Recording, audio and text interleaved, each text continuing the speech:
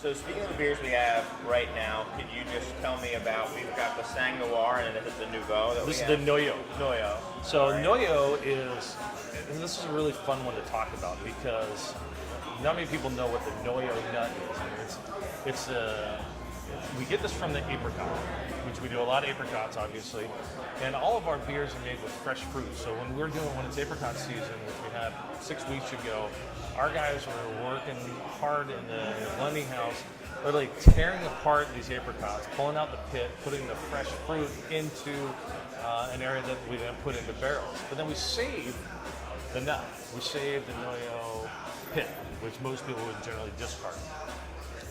We dry that out for 6 months, and then we crush it. And inside of the apricot pit is a small little almond. Yep. Looks like an almond. And that almond is what is used to make amaretto. It's also what is used to make cyanide. But we don't tell the cyanide as much. But it's a very nutty, robust flavor. And so this is going into some sour blonde ales that we age in white wine barrels for up to 24 months. So this one is a very aged beer for us, as far as the higher realm of length of time in a barrel. So we'll add in the Noyo nut, and then we put in fresh red raspberries as well too. And generally we'll add fruits about halfway through the aging process, some a little bit later. So for the creek and cranberry and blueberry and stuff like that, it's about 6 to 8 months aging in a barrel. Then we'll add fruit, and we age another 6 to 8 months after that. And again, you're using fresh fruit or fresh purees. You're not using No purees. extracts. No purees. All fresh fruit. So apricots, cherries, blueberries. We just had a bunch of peaches come in. We did one called a pluot, which is a really cool fruit. It's got the most bitter, sour outside, but really sweet, fleshy inside. And so everything comes very close to us. The apricots and nectarines and peaches come from Central Washington. Our blueberries come from right outside of Eugene, about 2 hours south of Portland. Our cherries come from the Willamette Valley. It's all the Willamette Valley and also the Columbia River Gorge area. Wow. So very, very. They're all, and Ron Gansberg and Kevin Martin, our lead blender, and some of our brewers, they will go out to the fields and they will talk with the farmers, and they'll say, "Is it ready?" And these are farmers that we've had relationships with for many years, and so we know. They know that we want the fruit when it's at its ripest. Yeah. And if it's not up to par, then we won't use it. So blueberry, we usually do our bigger batches, blueberry, creek, apricot, we do in about 180 barrel batch. So that's 10 brews to fill that up. Wow. But we'll do 180 barrels. And to do that, we needed X amount of blueberries, so somewhere 15 to 18,000 pounds. When we got to the fields, the farmer said, "I've got about 3/4 of what you're looking for. I have another quarter of blueberries. You tell me if they're up to par." They looked at them, they tasted them, they weren't what we wanted. So instead of a 180 barrel batch of blueberry this year, we're having 140 because we didn't have the right fruit to make what we wanted. Wow. And that's really staying true to our character of making sure that only the best ingredients are used.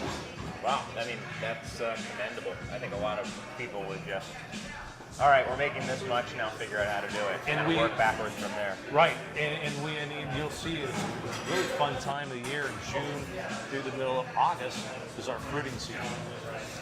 Bring in extra temporary labor that are coming in, and literally when the apricots come in, we put them on, we'll get thousands of pounds, we put them on these shelves in a warehouse, because most of the stuff is picked for the grocery stores. Yeah. So obviously grocery stores, it goes from the farmer to a warehouse and to a grocery store, and then maybe 2 weeks later it goes out to the shop.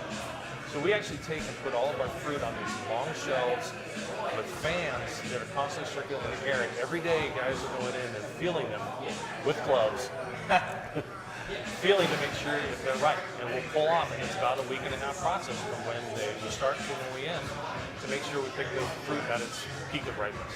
Now, with all this emphasis on using fresh fruit, how do you make sure, I'm going back to this kind of clean sour brewery that you have, how do you make sure that you're not getting native yeasts on all this fruit skin, which is where yeast naturally Great question. live. And that's what makes us a Northwest sour. So when Cascade first started coming out, people said, "Oh, you're gonna do like the Belgian sours." I said, yes, but at the same time, we want to pay homage to what they created hundreds and hundreds of years ago, but we don't want to copy them. So their yeast that they use in Belgium, the Netherlands, is it's in the air. Yeah. It's their terroir. Yeah. That's what makes their beers. And that's the same with ours. The molds and the spores that are on our fruits in the Northwest creates our distinct flavor that you may not get. You could take the same recipe and make it in Michigan or New England. You may not get the same taste because it doesn't have that same terroir that we have in the Northwest. Okay, so then there are other, I guess. I mean, you're not sterilizing the fruit or anything like that. No, I actually had, I posted some pictures, or I had our PR person post some pictures when we were doing the blueberry fruiting. So what we call that is we bring in big flats of blueberries that'll go on a big long table. Guys by hand spraying it down with a hose, pulling out leaves and stems and the bad blueberries, and then it goes off to a crusher. And I sent a picture of that and they put it on social media. Somebody said, "Oh great, it's like, how are you sterilizing those berries?" Well, we're not. I mean, that's what makes the beer what it is. Okay. That's So what then, I mean, in addition to whatever yeast you guys are brewing with, and the lactobacillus you're pitching with, I mean, there is other stuff out there that makes Absolutely. it kind of, okay. Right. Got it. So it's not really a clean sour brewery at all then, okay. Is there one? Is there a I don't know, is I there- thought you were the one, but I guess not, yeah. I mean, we're as close. I think we're all, if we're not in the cool ship or it's all closed fermentation, Right. we're all kind of in that same boat. But yeah, we don't want to use purees because we want to be able to use, again, fresh ingredients. Ours are a little bit more expensive than the other ones. And not to say that the people that are using purees are doing it wrong. There are some phenomenal beers out there using other processes. We choose to do it this way. And that's just how we're going to continue to do it. Well, let me know about this next beer too. This is one of my personal favorites from Cascade. I absolutely love this beer. Can you talk a little bit about the So this Single is it's a bigger red. So it's a red. So we do reds, blondes, wheats. Those are most of the brands. And then we're going to age this in bourbon barrels.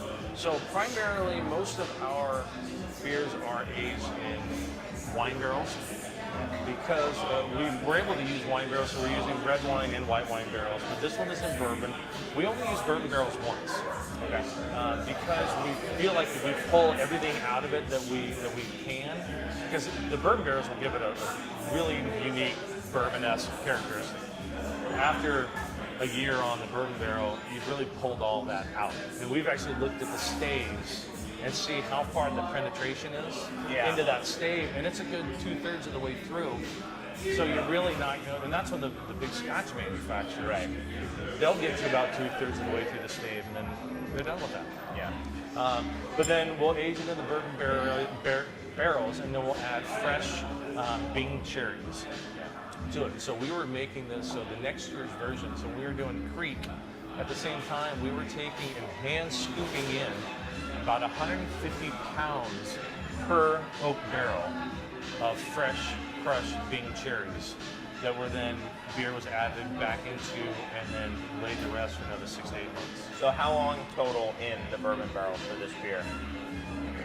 It's going to be upwards of 16 months. So, yeah, I was going to say, I mean, you definitely get some of the character of the spirit, and certainly the cherry as well, but you do get some of the actual wood. There is this char, ash hint to it as well, which is always what made it so interesting to me, that it wasn't just the flavor of the actual bourbon and the fruit. There was also this kind of, the barrel character was there as well. And the barrel character is so important.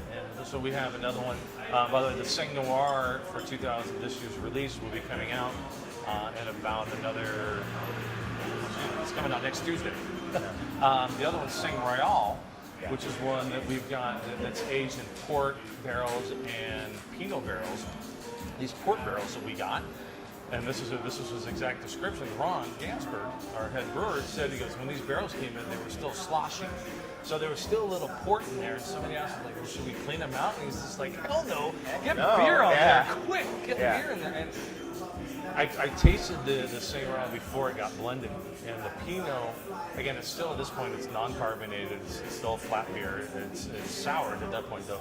But I held that up to my nose, and I had been blindfolded, I would have thought I was drinking a nice Oregon Pinot Noir. Wow. And then it gets mixed with or blended with the port barrel, sours, and creates, again, I think Sangria is one of my favorites. But so I don't really have one that's not a favorite. Yeah, no, I mean they're all pretty great. I wanted to thank you for sitting down, Tim. I want to also thank, I forgot to mention earlier, Link's Tap Room for letting us kind of crash the party a little bit and sit down and talk about the beers you guys are doing. They're a great partner. I think I counted 9 Cascade bottles in their cooler. So Cole's been a great supporter of ours as well, and so come on out to Link's and try some Cascade. But hey, Cole, how many you got on draft? 36 handles plus 3 cask engine lines. 36 handles and 3 cast lines. 36 And then- 3. So if you're in Chicago, Another 60-ish bottles and cans in our cooler. We're giving you we appreciate the support from Link's. Thank you. Most definitely. I think they're fans of Portland in general. They've got that kind of Portland. I don't know. I call it the Portland beer menu too. That electronic thing you see all over the place in Portland. And I think Digital Pour was started in Portland. Yeah, I see it all over the place there. Anyway, we're digressing. Thanks so much and good luck with everything and keep making the beers at Cascade. Well, thank you very much for having me. I appreciate it. Absolutely.